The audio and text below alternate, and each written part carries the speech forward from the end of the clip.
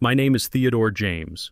My daughter-in-law threw me out of the house I built with my own two hands. She never expected me to come back a month later, with a realtor, a for sale sign, and a line of buyers ready to kick her out. Before I continue this story, please do me a favor and let me know where you're watching from in the comments below. And hit that like button and subscribe if you believe that respect is something that must be earned no matter who you are. At 68 years old, I thought I had seen everything. I've built dozens of houses with these two hands, watched them rise from the red Georgia clay to become shelters, to become homes. But I never imagined I'd be standing on the perfectly manicured lawn I'd seated myself 40 years ago, watching my daughter-in-law Amber kick the last box of my few belongings onto the grass. The cardboard box landed with a dull final thud. A silver picture frame flipped out, landing face up. It was my late wife, Vivian, her smile beaming up at the sky, a painful, beautiful reminder of a world that once made sense. "Get out!" Amber's voice was high and sharp like breaking glass. Her face was flushed, not with shame, but with a kind of righteous fury. "You hear me, old man? Get out of here. This is my house now, mine and Kevin's."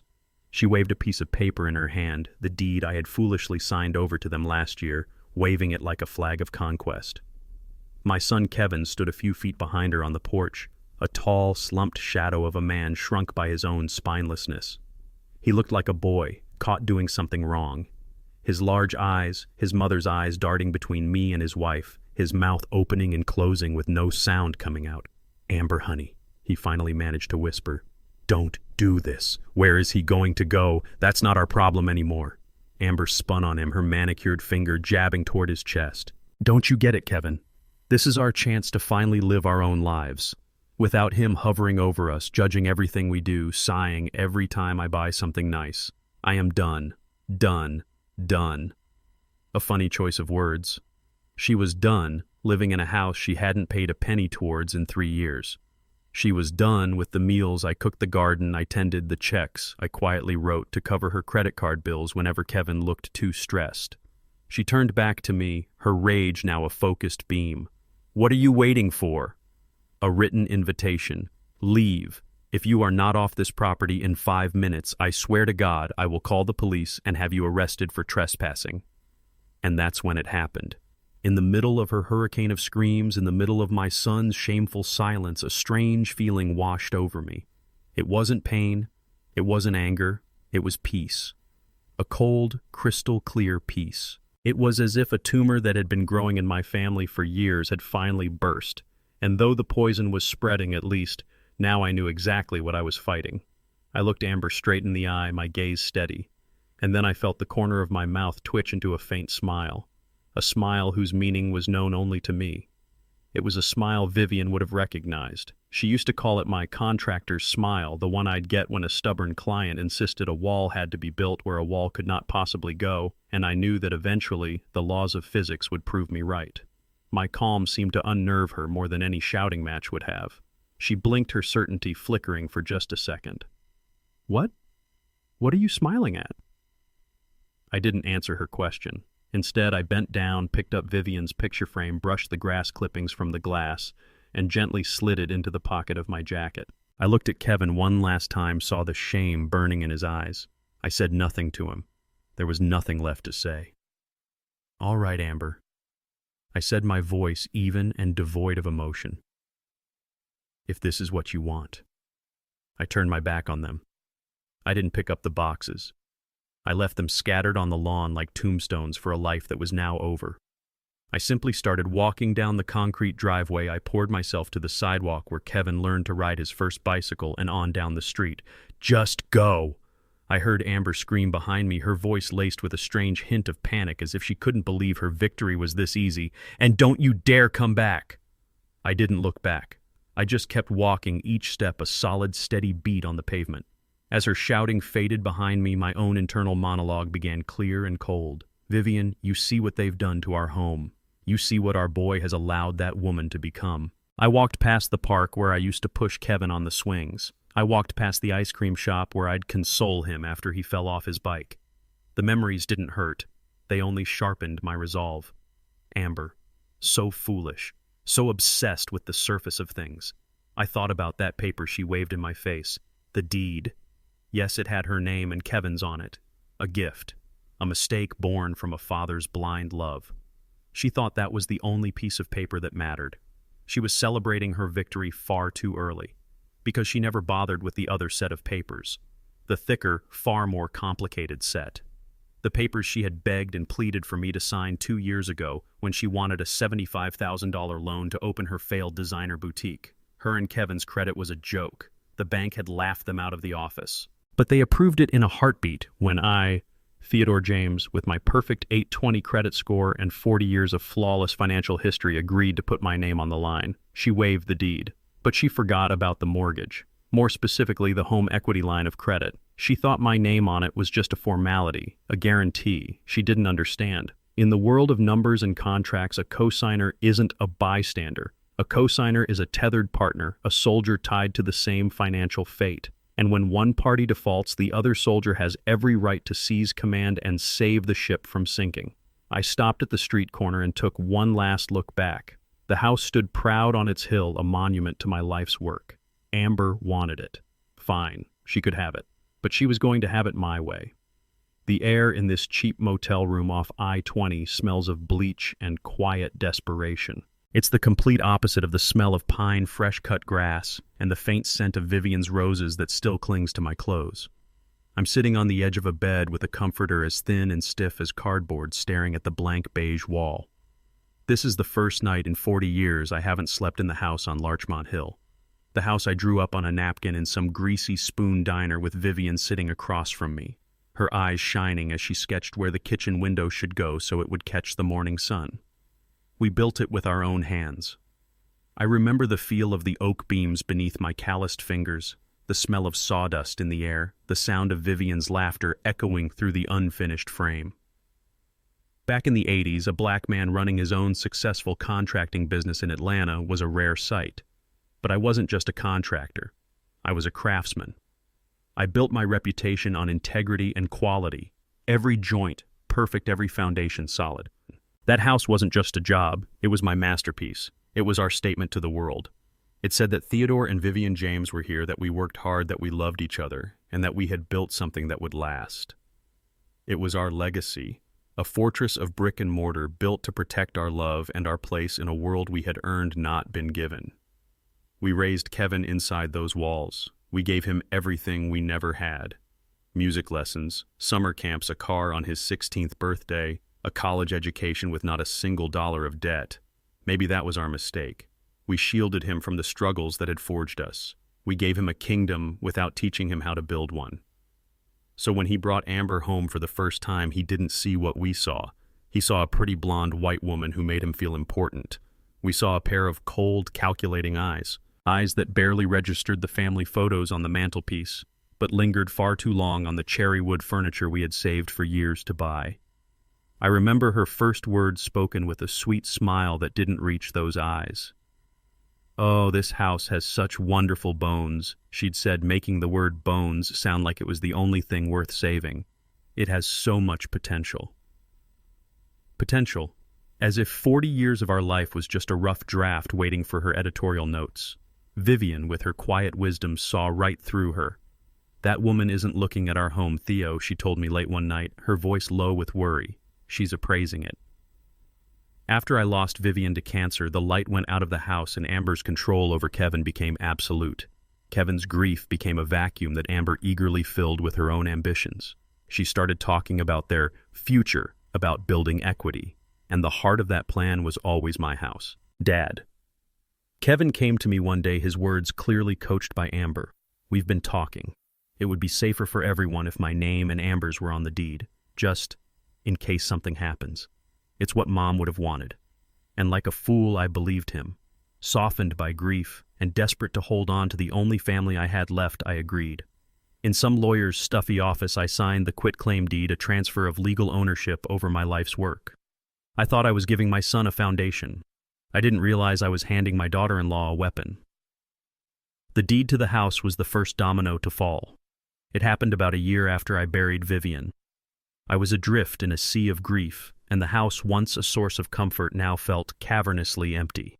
Every room held a ghost. Kevin's visits were my only lifeline, or so I thought. He came over for dinner one Sunday with Amber, of course. After we ate, he cleared his throat, a nervous habit he's had since he was a boy. "Daddy started Amber and I have been talking." He looked at her and she gave him a small, encouraging nod. "It's about the house. We think, well, it would be more secure for everyone if our names were on the deed, just for legal reasons. You know, estate planning and all that." Amber chimed in, her voice dripping with counterfeit sympathy. "We just worry about you, Theo. If something were to happen, we want to make sure everything is taken care of smoothly. No probate court, no complications. It's what Vivian would have wanted, to know that her family was secure. She weaponized my wife's memory against me, and in my weakened state, it worked. The thought of protecting my son, of fulfilling what might have been Vivian's last wish, was a powerful anesthetic for my better judgment. I saw it as an act of love, of passing the torch. I didn't see it as the act of surrender it truly was. In a cold, impersonal lawyer's office with a pen that felt unnaturally heavy in my hand, I signed the quitclaim deed. I watched the ownership of my life's work, my soul's sanctuary, slide across a polished mahogany table into their hands. I felt a piece of myself tear away, but I told myself it was the right thing to do. I was giving my son a foundation. I didn't realize I was just giving his wife a fortress from which to launch her next attack. That attack came 6 months later. Amber announced she had a brilliant can't-miss business idea, a high-fashion boutique in Buckhead. She had the vision, she said. She had the taste. All she needed was $75,000 in startup capital. I, who had built a business from sawdust and sweat, knew a doomed venture when I saw one. She knew nothing about inventory management, about payroll, about the razor-thin margins of retail. But Kevin was mesmerized by her confidence. He saw her as a mogul in the making. Their application for a business loan was rejected so fast it made their heads spin. Their credit was a mess of late payments and maxed-out cards. They had no assets of their own to use as collateral. For a week, a tense, angry silence filled the house whenever I was there. Then one evening, Amber approached me. She had been crying. Her eyes were red, though I saw no tears. She sat beside me on the sofa, the one she'd picked out to replace Vivian's favorite armchair. She took my hand. Her touch was soft, but her grip was like steel. "Theo," she began, her voice a fragile whisper. "I don't know what to do. My dream is falling apart. This wasn't just for me. It was for us, for Kevin, for our future, for the grandchildren you deserve." She laid out her new plan. A home equity line of credit, a HELOC. They would borrow against the value of the house they now owned on paper. But there was a catch. The bank still wouldn't approve the loan with just their names on it. Their financial history was too risky. They needed a co-signer. They needed me. Kevin stood in the doorway of the kitchen, looking ashamed, unable to meet my eyes. He was her silent, unwilling accomplice. "It's just a formality, Dad," Amber said, her voice pleading. "It's just your signature on a piece of paper to make the bank feel secure. We will make every single payment. I swear on my life. You won't have to do a thing. You won't even know it's there. It's just a little help to get us started." I looked from her tear-streaked face to my son's downcast eyes. I saw a man I had raised to be better than this, a man who knew this was wrong but was too weak to say no to his wife. And in that moment, I made a fatal mistake. I chose to save my son from a difficult conversation instead of saving myself from a disastrous commitment. I thought my love could fix his weakness. "All right," I said, the words feeling like ash in my mouth. "I'll do it." She didn't wait. She'd had the documents from the bank ready the whole time, sitting in a neat manila folder on the counter. She spread them out on the kitchen table, the same table where Vivian used to help Kevin with his homework. Amber's entire demeanor changed. The fragile, crying woman vanished, replaced by a sharp, efficient businesswoman. Her cheerfulness was jarring. "Okay, this is so wonderful, Theo. You're a lifesaver, really. Just sign here. And here," she said, her finger pointing to the signature lines. I remember her thumb was resting on the page, partially covering a dense paragraph of fine print. The paragraph I would later learn that detailed the co-signer's absolute and total liability for the entire debt. The paragraph that gave the co-signer the right to take action to prevent foreclosure in the event of a default. I looked at Kevin. He finally met my gaze, a flicker of something, maybe gratitude, maybe just relief in his eyes. And that was enough for me. I picked up the pen. The scratch of the nib on the thick paper sounded unnaturally loud in the quiet kitchen. It was the sound of a trap being set. With a few strokes of ink, I bound my financial future to their recklessness. I tied my good name to her bad intentions. The moment I lifted the pen, Amber's smile became a tight, triumphant line. "Thank you, Theo," she said, her voice now crisp and businesslike. She gathered the papers with a brisk efficiency, tapping them into a neat stack. "We won't let you down." As she walked out of the room, folder in hand, I was left with a cold, sinking feeling in the pit of my stomach. It was the feeling a builder gets when he looks at a brand new wall and sees a hairline crack already forming in the foundation. I had trusted my son, but I had just handed his wife a wrecking ball. Amber's boutique imploded in less than a year, just as I knew it would. A monument to her vanity, built on a foundation of my credit now reduced to a pile of debt and unsold designer dresses. She never admitted her failure, of course. Admitting fault was not in her nature. Instead, the bitterness of her collapsed dreams seeped back into the house, and she began to resent me for simply being there, a silent witness to her incompetence. My presence was a constant reminder of the favor she had needed, and she couldn't stand it. So she began a new project, the systematic erasure of my wife Vivian from the home we had built together. It started subtly. The warm floral curtains Vivian had sewn for the living room were the first to go, replaced by cold gray blinds. "It's about creating a clean, modern aesthetic," Theo Amber announced, as if our 40 years of comfort and love were just clutter. The solid oak dining table where we had hosted every Thanksgiving dinner of Kevin's life was sold and replaced with a glass and chrome monstrosity that looked like it belonged in a corporate boardroom. "We need to declutter," she'd say. "It's more sophisticated." Then came the photographs. One by one, the pictures of Vivian, of a young Kevin, of our life together vanished from the mantelpiece. In their place appeared abstract art canvases of angry slashes and meaningless colors that Amber had bought online. When I finally confronted her, my voice trembling with a rage I was struggling to contain, she just shrugged. "Oh, I put them in a box in the attic. We can't live in the past, Theo. It's not healthy." Every change was a fresh stab of grief, a new loss of my wife. I felt like I was watching her die all over again, one memory at a time. I'd plead with Kevin, but it was useless. He'd just look at the floor and mumble, "It's her house too now, Dad. We have to compromise." But it was never a compromise. It was a conquest. The final frontier was Vivian's garden. It was her sanctuary, a riot of color and life. Amber let it wither. She complained about the weeds, the thorns on the rose bushes. "I have a vision for this space," she'd say, looking out the window. "A large stone patio, a fire pit, something clean, something we can actually use." She was talking about paving over my wife's soul, and my own son just stood there and nodded. Her vision of a new life for the house culminated in a series of lavish parties. This was her new stage, a way to project the image of success her failed boutique never provided. Our home, once a haven for family and old friends, was now filled with Amber's crowd. They were loud, slick people who smelled of expensive perfume and entitlement. They talked about their portfolios, their vacations to Martha's Vineyard, their children's Ivy League applications. They were a tribe I didn't belong to, speaking a language of casual wealth I didn't understand. And in my own home, I was made to feel like an intruder. I remember one party in particular. It was a warm summer evening. The house was overflowing with these strangers. The air was thick with their artificial laughter. I was sitting in the corner of the living room, in the one original armchair Amber hadn't gotten around to replacing yet, feeling completely invisible. A man with a pink polo shirt and a smug smile, a man Amber had introduced as Chad, noticed me. He sauntered over, a glass of champagne in his hand. He looked down at me. "So you're Kevin's dad?" he asked, his tone a mixture of surprise and condescension. "Amber mentioned you were staying here." The phrase, "staying here," made me sound like a refugee, a charity case she had graciously taken in. "This is my home," I said, my voice quiet but firm. "I built it." Chad's eyebrows shot up in genuine surprise. He let out a low whistle. "You're kidding. You built this place yourself. Good for you." He said it the way you'd praise a child for a finger painting. He looked around the room at the high ceilings and the custom woodwork. "Must be incredible for you seeing your son do so well.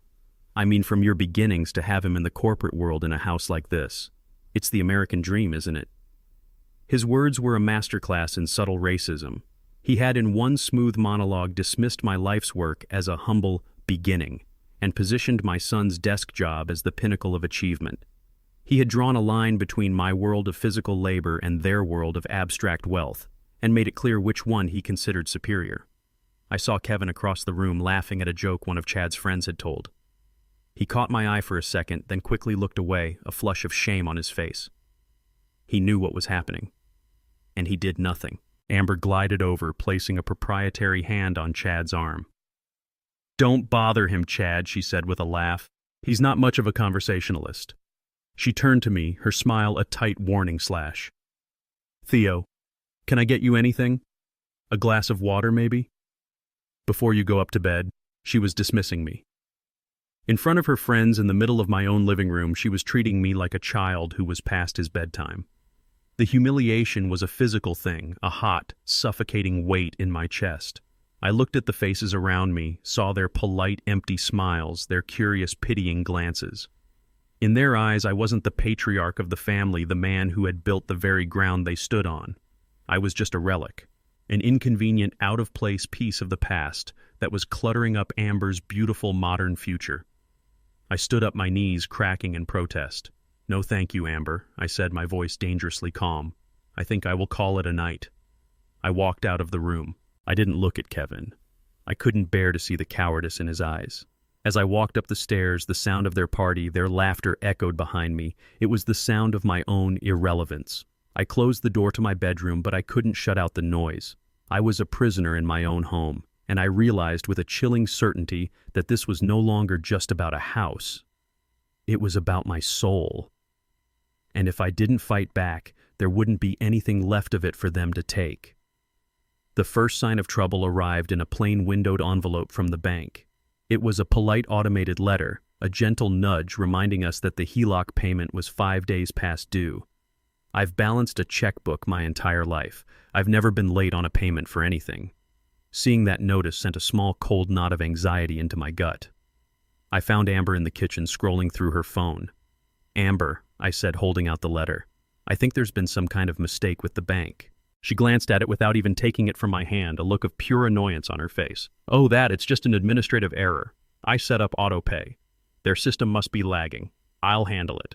She waved her hand dismissively, her eyes already back on the glowing screen. I wanted to believe her. But a week later, another letter came. This one wasn't as polite. The words, "payment overdue," were printed in bold red ink. The knot in my stomach tightened. I approached Kevin this time, hoping to find an ally in reason. "Son," I said, showing him the notice. "This is the second one. Are you sure everything is all right?" He wouldn't meet my eyes. He just shrugged, stuffing his hands in his pockets. "Amber's on top of it, Dad. She said she's handling it. Don't worry." He was choosing willful ignorance over confrontation. He was choosing his wife's flimsy lies over his father's lifetime of financial prudence. The letters kept coming after that, each one more aggressive than the last. Second notice. Final warning before action.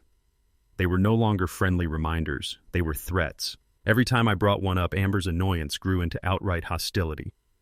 "Are you going through our mail now, Theo?" she snapped one afternoon when I placed another red-stamped envelope on the counter.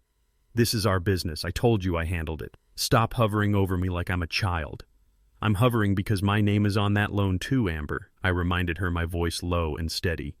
"If you default, I default." She actually laughed, a short, ugly sound. "Oh, please, you have perfect credit. A little late payment isn't going to hurt you. You need to relax." She didn't get it. Or maybe she just didn't care. She saw my good name not as something to be protected, but as a safety net she could abuse without consequence. Then the final letter came. It was different from the others. It wasn't a standard business envelope. It was a large 9x12 manila envelope, and it arrived via certified mail. The mailman, a young man named Marcus, who I'd known since he was a boy, stood at my door with a clipboard and a pen. "I need your signature for this one, Mr. James," he said, his expression serious. My hand trembled slightly as I signed my name. I took the heavy envelope inside. It felt like a verdict. I sat down at the kitchen table, the one Amber now hated, and carefully opened it. The document inside was thick, filled with the cold, unforgiving language of the law. But I didn't need to read all the fine print. The words at the top of the first page leaped out at me as if they were on fire. Notice of default and intent to accelerate. I read on my blood turning to ice. My eyes scanned the legal jargon, picking out the phrases that mattered. 90 days delinquent. Failure to cure the default within 30 days. And the final devastating sentence, will result in the commencement of foreclosure proceedings. Foreclosure. The word hit me like a physical blow. They were going to take my house. The bank was going to seize the home my wife and I had poured our souls into, all because of a $75,000 loan that Amber had squandered on designer handbags and overpriced lattes for her failed boutique. The full weight of the situation crashed down on me. This wasn't just a late bill anymore. This was a legal declaration that the contract had been broken. This was the bank's final warning before they brought down the hammer. And my name, Theodore James, was right there on the document, legally bound to the disaster. My credit score, a source of pride I had painstakingly built over 50 years, was about to be turned to dust. The home Vivian loved was about to be auctioned off on the courthouse steps. This was no longer about Amber's disrespect or Kevin's weakness. This was a 5-alarm fire, and she had been lying to me the whole time, telling me there wasn't even any smoke. The patience I had held on to, the hope that they would do the right thing, it all evaporated in that moment. It was replaced by a cold, hard certainty. I slowly folded the letter, my hands no longer trembling with fear, but steady with resolve. This was the evidence. This was the weapon. This was the end of my silence. I stood up from the kitchen table, the notice of default clutched in my hand like a declaration of war, and I went to find my son and his wife. The conversation we were about to have would be their last chance, and I already knew they were going to fail the test. I didn't call a lawyer. The law felt too cold, too impersonal for a wound this deep. I needed someone who understood that this wasn't just about property lines and legal clauses. This was about legacy. It was about the soul of a community. So I called Monique Rollins. I've known her since she was a little girl with pigtails running around my construction sites while her father, my best friend Franklin, helped me frame a new house. Franklin and I came up together, two black men with nothing but calloused hands and a belief that we could build a better world for our children. He was gone now, but his daughter was a firecracker. She'd taken the lessons of hard work her father taught her and forged them into a thriving real estate empire right here in Atlanta. She was sharp, successful, and most importantly, she understood the value of a home built from the ground up. Her office was in a sleek glass tower downtown, a world away from the sawdust and sweat of my life. But when she came out to the lobby to greet me, her hug was as warm and genuine as her father's had always been. "Uncle Theo," she said, her professional smile instantly replaced by real concern as she saw the look on my face. "What's wrong? You look like you've seen a ghost." "Worse," I said, my voice heavy. "I think I'm about to become one." In her glass-walled conference room, I laid the story out on her polished table. I didn't editorialize. I just gave her the facts, my voice flat and tired. And then I laid out the documents one by one like exhibits in a trial. First, the quitclaim deed with Kevin and Amber's names typed neatly beside mine. Second, the thick, intimidating HELOC agreement with my signature scrawled at the bottom of the co-signer line. And last, the notice of default, which I placed in the center of the table like a tombstone. Monique listened in silence, her warm, welcoming demeanor slowly dissolving, replaced by a focused, professional intensity. She picked up the HELOC agreement, her eyes as sharp as her father's had been scanning the dense paragraphs. She read the notice of default, her lips tightening into a thin, angry line. She leaned back in her chair, her gaze distant for a moment, fitting the pieces together in her mind. When she finally looked at me, her eyes were blazing. "Uncle Theo," she said, her voice low and dangerous. "She played you. She played you perfectly. This is a classic asset stripping maneuver. It's disgusting. She got you to hand over the asset, the deed, out of love. Then she leveraged that asset to create a massive liability, the loan, for her own selfish project. And the truly diabolical part is that she legally shackled you to that liability. She tapped a perfectly manicured finger on the notice of default. She thinks this letter is her victory. She thinks that by defaulting, the worst that can happen is that your credit gets ruined and maybe, just maybe, you'd be forced to sell your retirement assets to pay it off for them. She thinks she has you trapped." I just nodded, the weight of it all pressing down on me. "But she made one mistake," Monique continued, a predatory gleam now in her eyes. "The same mistake so many of these people make. They see men like you and my dad, men who built this city, as simple, as relics from a bygone era. They don't understand that the same hands that can frame a house can also dismantle one piece by piece. She stood up and began to pace the energy in the room, shifting from despair to strategy. This isn't just about your house, Uncle Theo. I see this every day. A new generation or people from outside our community moving in. They see legacy homes like yours, homes that Black families poured their entire lives into, and they don't see history. They see a dollar sign. They see an undervalued property in a gentrifying neighborhood. They see a teardown. Amber isn't just disrespecting you. She's trying to erase a piece of our community's history for a quick profit and a bigger patio. Her words resonated deep in my soul. She understood. She wasn't just a realtor looking at a commission. She was Franklin's daughter fighting to protect her father's world. Her mistake, she said, stopping and pointing at the HELOC agreement, was not reading the fine print. She thought your name as a co-signer was just a safety net for her. She didn't realize it was also a trigger for you. What do you mean? I asked, a flicker of hope igniting in my chest for the first time in days. She smiled, a sharp, intelligent smile.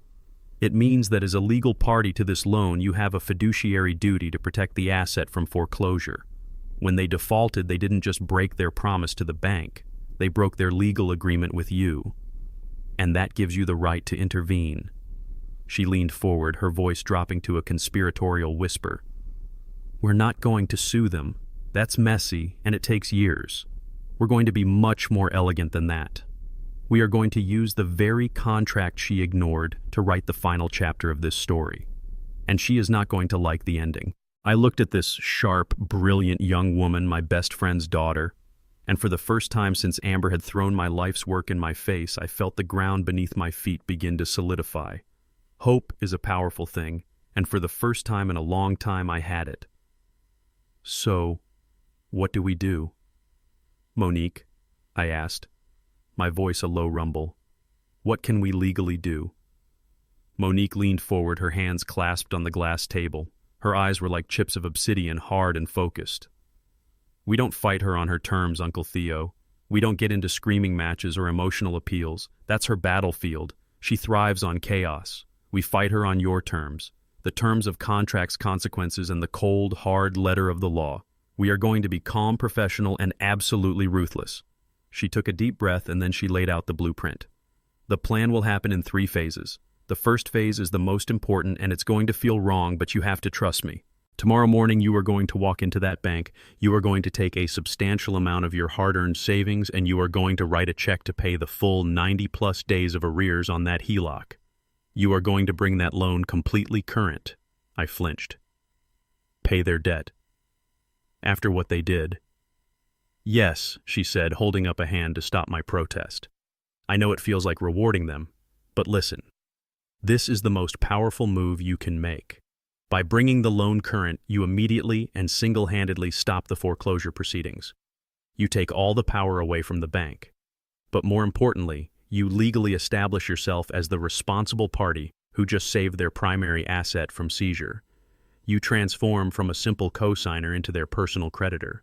They no longer just owe the bank, Uncle Theo. They now owe you. My mind, the mind of a builder, began to see the structure of her plan. I was shoring up the foundation before I demolished the walls. Phase 2 happens at the same time, she continued. While you're at the bank, I'll be in my office drafting a legal demand letter. It won't come from a fancy law firm. It will come from my real estate office, which in some ways is even more intimidating. It will be sent via certified mail to Kevin and Amber James at your home address, requiring their signatures upon receipt. And what does this letter say? I asked. It will state 2 things with crystal clarity. First, it will formally document that they were in a state of default on their loan obligation and that you, Theodore James, as the co-signer, were forced to cure that default in the amount of whatever the total is, let's say $12,000, to protect your joint financial interests and prevent foreclosure. It will include a copy of the bank receipt as proof. Second, it will demand not request full repayment of that $12,000 to you, plus a full immediate payoff of the remaining $63,000 balance of the HELOC within 30 calendar days. I stared at her. But they don't have that kind of money, Monique. They can't pay it. That's why we're in this mess. A slow, dangerous smile spread across her face. I know, Uncle Theo. And that's the entire point. That's the trigger for phase 3. The letter will contain one final beautiful clause. It will state that if they fail to meet these financial obligations within the 30-day period, you, as the co-signer whose financial standing is at risk and who now has a vested, documented financial stake in the property, will exercise your full legal right to force the sale of the asset in order to satisfy the outstanding debt to the primary lender and to yourself. In plain English, it means if they can't come up with the money in 30 days, we are putting your house on the market. It was breathtaking. It was elegant. It was brutal. It was a perfect, inescapable trap constructed from the pieces of their own greed and irresponsibility. She saw the understanding dawn on my face. She used the house to get the loan, she said softly. We will use the loan to take back control of the house. It's clean, it's legal, and it is based entirely on the contract she was too arrogant and too foolish to ever read. She built her little kingdom on a foundation of your good name, Uncle Theo. We're about to show her what happens when the foundation decides it has had enough. I leaned back in the chair, a slow breath escaping my lips. For weeks I had felt like a ghost in my own life, a powerless, heartbroken old man. But now, sitting in this office with this brilliant young woman, I felt something else entirely. I felt like a builder again. Monique hadn't just given me a legal strategy. She had handed me a blueprint. And now it was time to get to work. Monique handled the next part. She drafted a demand letter that was a masterpiece of polite professional lethality. It was printed on her firm's expensive letterhead and sent via certified mail, a detail she insisted upon. We need a record that they received it, she'd said. We need to prove they were warned. I later imagined the scene when that letter arrived, a scene Kevin would eventually describe to me in a flood of regretful tears. The mail carrier stood at the door holding the crisp envelope and a clipboard. Kevin signed for it, his hand hesitating. He told me he felt a jolt of pure dread, the feeling that he was signing for his own doom. He opened it in the kitchen, his hands trembling as he read Monique's carefully crafted words. He saw the copy of the bank receipt showing the thousands of dollars I had paid to save the house. He saw the demand for full repayment. He saw the final, terrifying clause about forcing a sale. "Amber," he said, his voice barely a whisper. "You need to see this. It's serious." She snatched the letter from his hand. He watched her scan the pages, a flicker of shock in her eyes, quickly replaced by a wave of pure, contemptuous arrogance. Then she started to laugh. It wasn't a sound of amusement. It was a sharp, ugly, dismissive sound. "Sell the house?" she scoffed, looking at Kevin as if he were a fool. Is he an idiot? Is his little realtor friend an idiot? He can't sell this house. Our names are on the deed. It is legally, physically our house. But the loan, Kevin stammered. He co-signed. "So what?" she snapped back. "He's just trying to scare us. This is pathetic, Kevin. A bluff. A desperate little power play from a lonely old man who is angry we kicked him out. He thinks this will scare us into letting him come crawling back." She shook her head, a smug smirk on her face. "He has no power here. None." And to prove her point, to demonstrate her absolute and total control, she took the legal document, the final warning, the lifeline that could have saved them, and she tore it in half. Then she tore it again, and again. She ripped it into tiny confetti-like pieces and let them flutter from her fingertips into the kitchen trash can. "There," she said, brushing her hands together as if finishing a chore. "Problem solved. Now stop worrying. He'll get over it." After that, there was only silence. Monique and I had the delivery confirmation. We knew they had received the warning. And then we waited. For 30 days, the phone never rang. There were no panicked calls from Kevin, no angry messages from Amber, just a profound, arrogant silence. They were so certain of their ownership, so confident in my powerlessness, that they didn't even bother to respond. Every day that passed was another brick they laid in the wall of their own prison. They thought their silence was a show of strength. In reality, it was them walking step by deliberate step into the kill zone. They had no idea that on the 31st day, the storm we had been quietly gathering was about to break right over their heads. The 31st day dawned bright and clear, a perfect Saturday. Monique later told me exactly how it all went down. Amber was in the kitchen sipping a mimosa, talking loudly on her phone to one of her friends about her plans to tear out Vivian's garden and install a saltwater pool. Kevin was reading the news on his tablet, a picture of domestic bliss built on a foundation of lies. They were comfortable. They were secure. They believed they had won. Their victory was so complete, so absolute in their minds, that they never saw the sleek black SUV that pulled up to the curb. Monique didn't rush. She got out of her car, dressed in a sharp professional blazer, and walked to the back. With a calm, deliberate motion, she lifted out a large wooden post with a sign attached. It was a beautiful sign, crisp and clean, with her firm's elegant logo and her own smiling, confident face under the bold, unmissable words, "For sale." She walked onto the lawn, the grass I had spent decades tending, and chose a spot right in the center, a spot no one could possibly miss from the street. From a canvas bag, she produced a small mallet, and then she began to hammer. The sound, sharp and rhythmic, cut through the quiet morning air. Thwack! Thwack! Thwack! Each strike was a punctuation mark at the end of their long, arrogant sentence. Amber stopped talking mid-sentence. Kevin looked up from his tablet. They stared through the large bay window, their expressions shifting from mild curiosity to confusion, to a dawning, horrified disbelief. Amber threw her phone on the counter and stormed out the front door, her bare feet slapping against the stone walkway. Kevin stumbled out behind her, his face pale and slack with shock. "What in the hell do you think you're doing?" Amber shrieked, her voice cracking with fury as she marched toward Monique. Monique didn't even flinch. She gave the post one last firm tap with the mallet, ensuring it was perfectly straight, before turning to face Amber with a calm, unruffled smile. "Good morning, Amber," she said, her voice as smooth as glass. "I'm just preparing for the open house. It starts in 30 minutes. "Get off my property!" Amber screamed, her face turning a blotchy red. "You are trespassing. I am calling the police right now." Monique simply crossed her arms, her smile never wavering.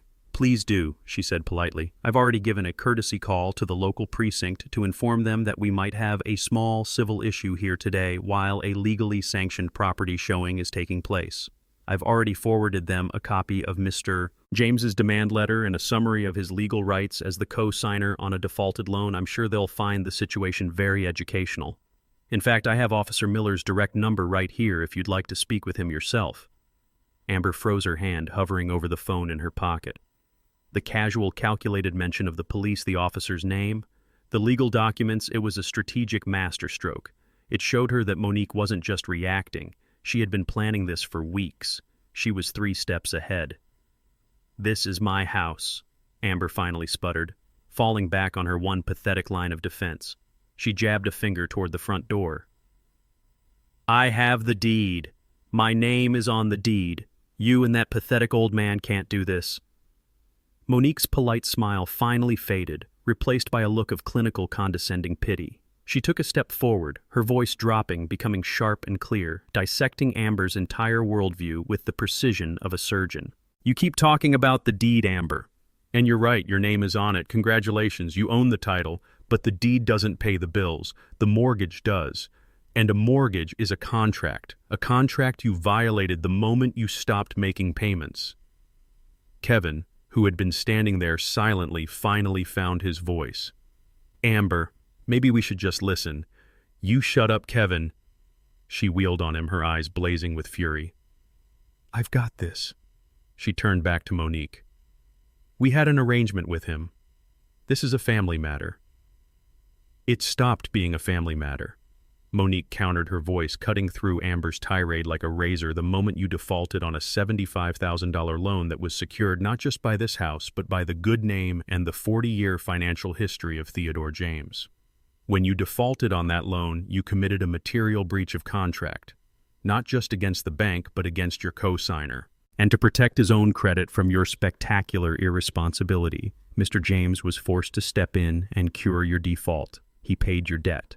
And that action, under the very terms of the agreement you clearly never bothered to read, gives him the full legal standing to compel the sale of this asset to recoup his funds and satisfy the lender. So yes, you own the house. But you own it under the shadow of a debt you chose not to honor. And today, the debt is calling the shots, not you." Every word was a perfectly placed blow, dismantling Amber's reality brick by brick. Her rage began to curdle into a wild, panicked desperation. She actually lunged for the sign, trying to rip it from the ground with her bare hands. "I'm not letting you do this," she grunted, pulling at the solid wooden post. Monique simply watched her, a look of profound boredom on her face.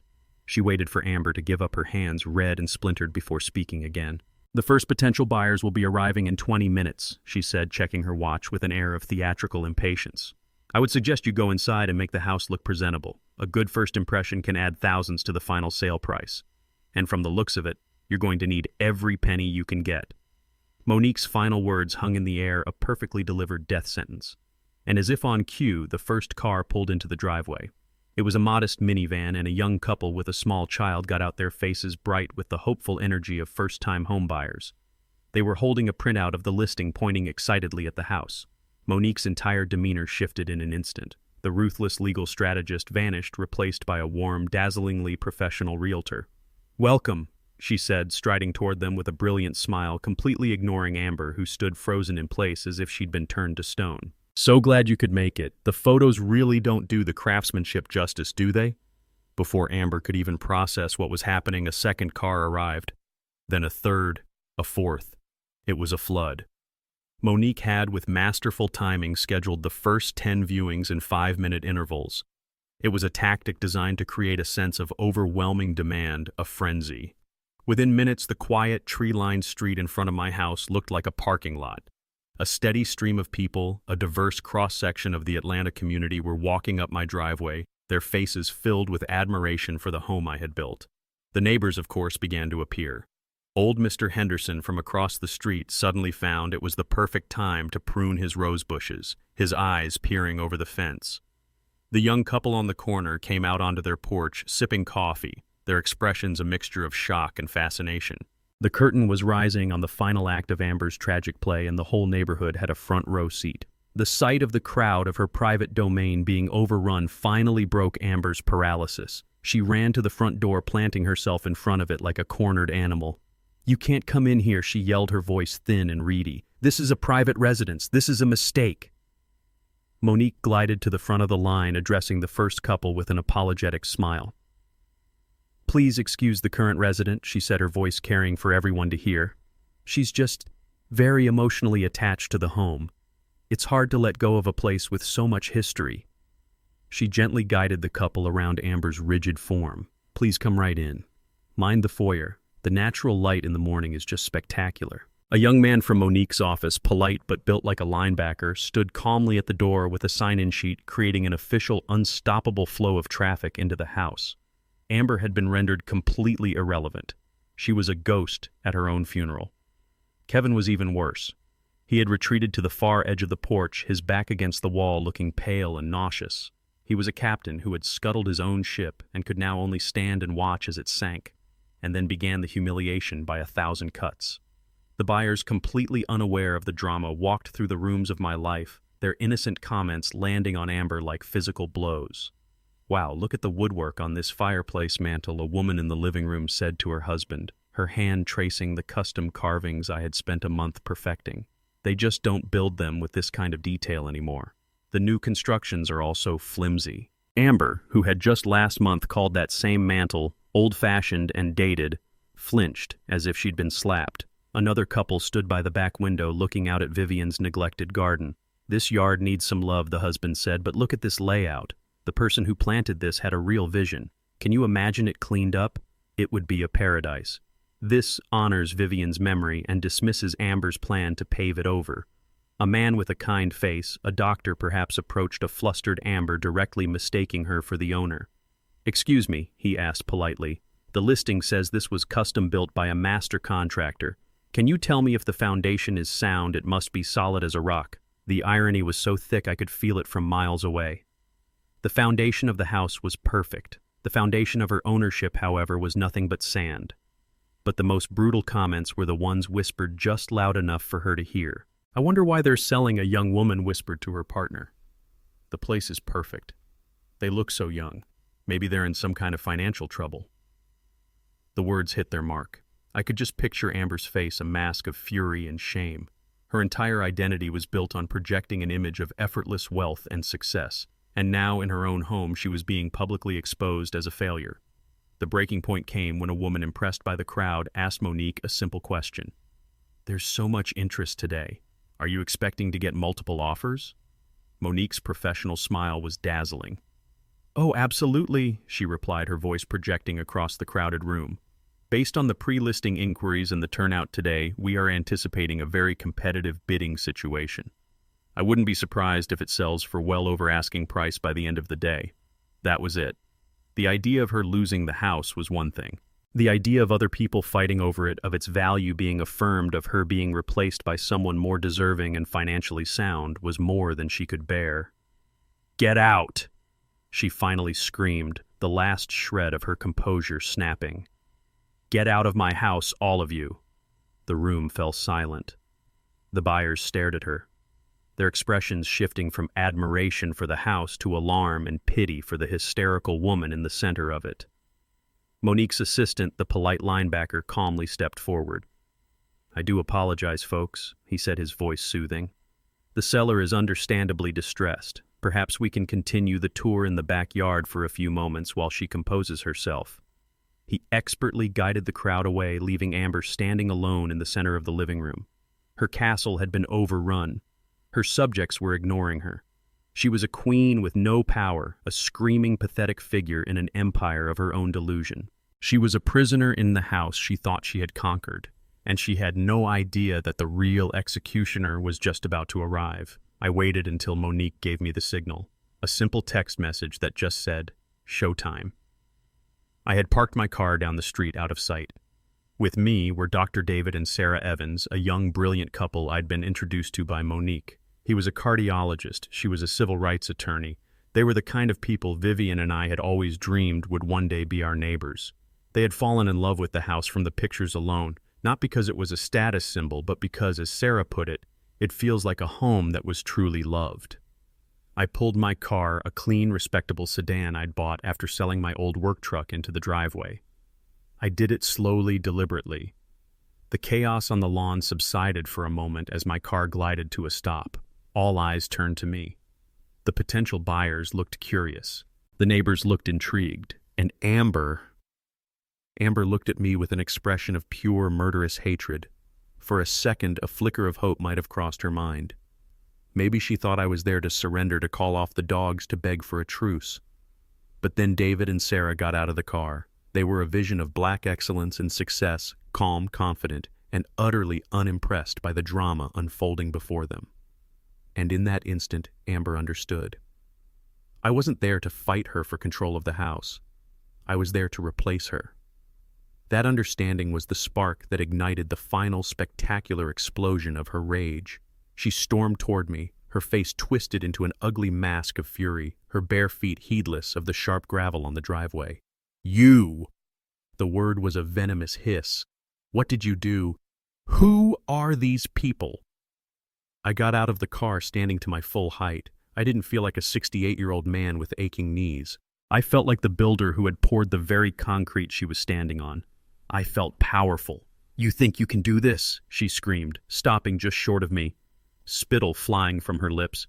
"You think you can just waltz in here and sell my house out from under me? I will sue you. Theo, I will sue you for everything you have.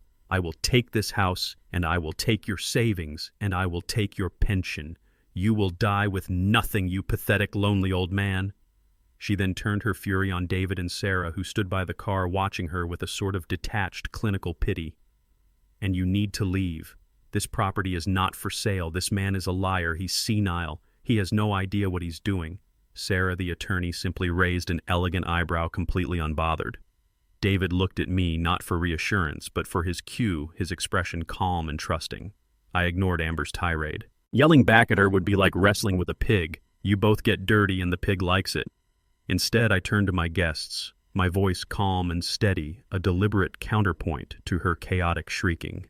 "David, Sarah, I do apologize for the disturbance," I said, my voice carrying clearly across the lawn. "The current resident seems to be having some difficulty accepting the reality of the situation. Please don't let it trouble you." The phrase "the current resident" hit Amber with the force of a physical blow. It demoted her instantly from a queen in her castle to a temporary tenant on the verge of eviction. Her mouth opened, but for a moment no sound came out. I continued my gaze, moving to the house, to the living room window. The afternoon sun in that room is something my wife Vivian always loved. It fills the whole space with this warm, golden light. I think you'll enjoy it. I was talking to them as if she wasn't even there. I was passing the torch of my home's legacy right in front of her, rendering her completely and utterly irrelevant. The public humiliation, the loss of control was so absolute that she looked like she might physically shatter. Kevin, who had been a statue of dread on the porch, finally stumbled forward. "Dad, please, don't do this," he whimpered. I looked at my son, not with anger, but with a profound, aching sadness. This was a mess of his own making, a consequence of his own weakness. "I am not doing this, Kevin," I said, my voice firm but not unkind. "You and Amber did this. You did this the day you decided my love was a commodity to be exploited. You did this the day you defaulted on your promise. I am just cleaning up the mess." Finally, I turned my attention to Monique, who had been standing by the front door, a quiet, powerful observer to the entire scene. She had waited for her cue, and now I gave it to her. "Monique," I said, my voice resonating with a final, unshakable authority, "I think it's time you explained the final details of the contract to Mrs. James. Perhaps you could be very clear this time so there are no more misunderstandings." Monique's name, spoken with my authority, seemed to hang in the air for a moment. All the chaos, all the shouting, all the frantic energy on the lawn just stopped. Every eye, the buyers, the neighbors, David and Sarah, Kevin, and a finally silent Amber, all turned to this calm, composed woman in the sharp blue blazer. The stage was hers, and she took it. She took a slow, deliberate step forward, her gaze fixed on Amber. Her voice wasn't loud, but it was so clear and so precise that it cut through the air like a diamond cutting glass, and every single person on that lawn heard every single word. "Amber," she began, her tone that of a patient teacher explaining a simple concept to a child who refuses to understand. "You seem to be operating under a fundamental misunderstanding. You keep holding up your deed as if it's a royal decree. So let me be very clear for you and for everyone here. A deed signifies ownership that is true, but the ownership of any property that is leveraged with a loan is always subordinate to the terms of that loan. The bank, the lender, always holds the superior claim. The deed is the throne, Amber, but the mortgage is the guillotine that hangs over it. And you," she continued, taking another step, "have been sharpening that blade for months. When you and Kevin stopped paying the $75,000 home equity line of credit you took out against this house, you didn't just miss a payment. You committed a material breach of a legally binding contract. But the real genius of your plan and the source of your downfall is that you tied Mr. Theodore James to that breach. You thought his perfect credit was your personal shield. You were wrong. His name on that loan as a co-signer made him a full legal partner in your debt. His immaculate financial history made him the primary target for the bank when you failed to pay. You didn't just risk your own future. You gambled with his. To prevent the bank from foreclosing on this property, the home his wife died in, and to protect the credit score he spent 50 years building from your recklessness, Mr. James was legally entitled and morally obligated to intervene and cure your default. He paid your debt, he cleaned up your mess, and the moment his check cleared, the entire power dynamic of this situation shifted. Monique paused, letting the weight of that statement sink in. According to the very contract you signed, but never read his action, gives him the full, unassailable legal right to compel the sale of this asset, to satisfy the lender, and to be reimbursed for the funds he expended on your behalf. He is not asking for your permission to sell this house. He is enforcing his contractual right to do so. The law is not on your side, the contract is not on your side, time is not on your side. In fact, you have no more cards to play. So here are your options, and I want you to listen very carefully. Option A, you and Kevin cooperate with this sale. You allow these good people to tour the home in peace. You sign the papers when the time comes.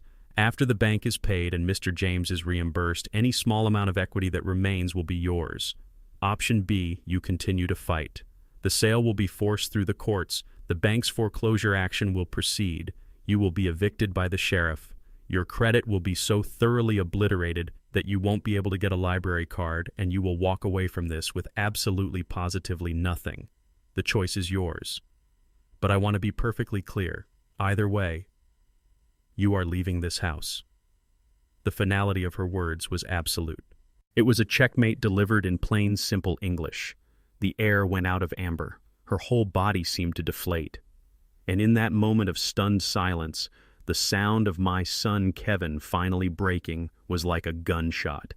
He turned to his wife. his face a mess of tears and dawning horrified understanding. "I told you, Amber," he choked out his voice, a ragged sob. "I told you we should have listened. I told you we couldn't afford it. You did this. You promised me it was fine. You promised me you were handling it. You ruined us. You ruined me." His accusation, the first time he had ever truly stood up to her, was the blow that shattered her completely. All the fight, all the arrogance, all the vicious, snarling rage just vanished. It was replaced by a vast, empty void. She looked around, her eyes wide and unseeing, at the faces of the strangers in her living room, at the pitying looks of the neighbors on their lawns, at the husband who now looked at her with pure hatred. She had built her entire world on a foundation of lies, and Monique had just pulled the cornerstone out. She didn't scream, she didn't cry, she just stood there, her face the color of chalk, a living statue of broken pride. The confident queen was gone. All that was left was a pathetic, defeated woman who had overplayed her hand and lost everything. I watched my son sob, and I watched the woman who had caused all this pain crumble into nothing, and I felt no joy. I felt no triumph. I just felt a profound, heavy sadness for the wreckage they had made of their lives. Monique let the silence hang for a moment longer. Then she turned to the stunned crowd of buyers, her voice once again bright and professional, as if the entire brutal domestic drama had never happened. Now she said with a brilliant smile, "If there are no further interruptions, I'd be happy to answer any questions about the local school district and the property taxes." 6 months have passed since that day on the lawn, the day the foundation of my family finally crumbled so that something new could be built in its place. I'm writing this from the balcony of my new condominium overlooking Piedmont Park.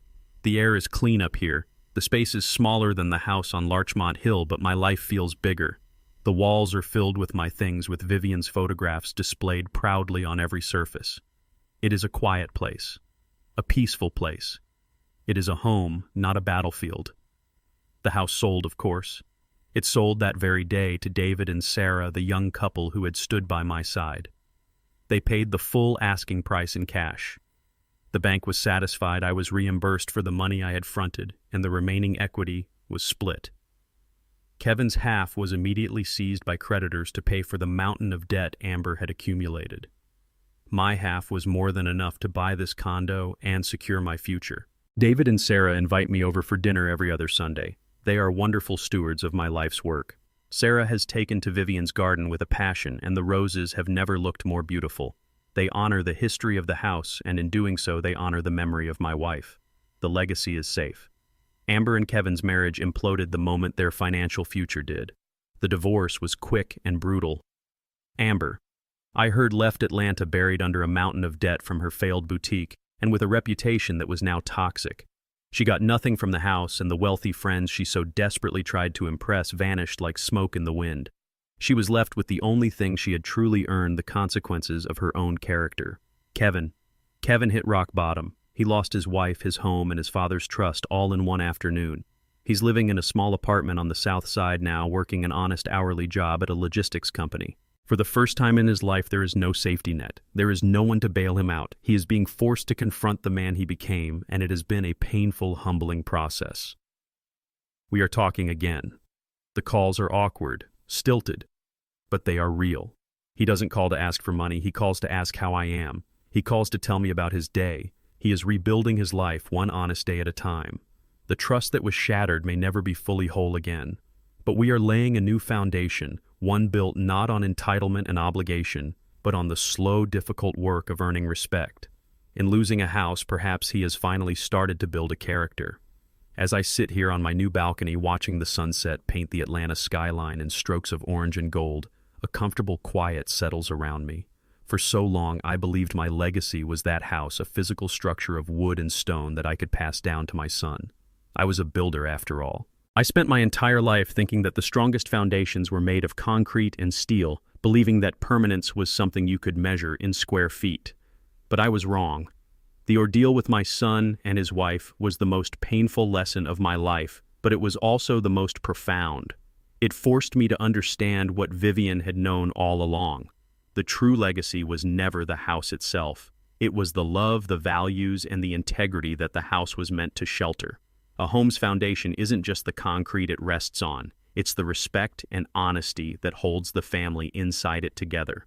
When that foundation is corroded by greed and entitlement, the entire structure is doomed to collapse no matter how strong the walls are. My greatest act as a builder was not in constructing that home, but in being forced to protect its soul. I didn't lose my legacy that day on the lawn. I was simply pushed in the most brutal way imaginable to finally understand what it truly was. It's a lesson that took me 68 years to learn, and one I wanted to share with you. The greatest inheritance we can leave our children is not a property for them to possess, but a blueprint for them to build their own character.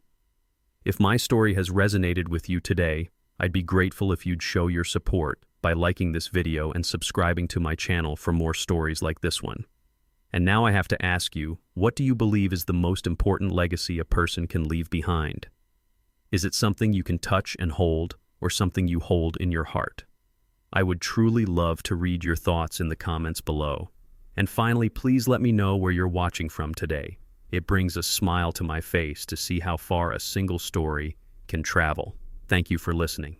This whole ordeal taught me a painful but powerful lesson about the nature of a true legacy. I spent my entire life believing a foundation was something you build with concrete and steel, that a legacy was a physical house you could pass down.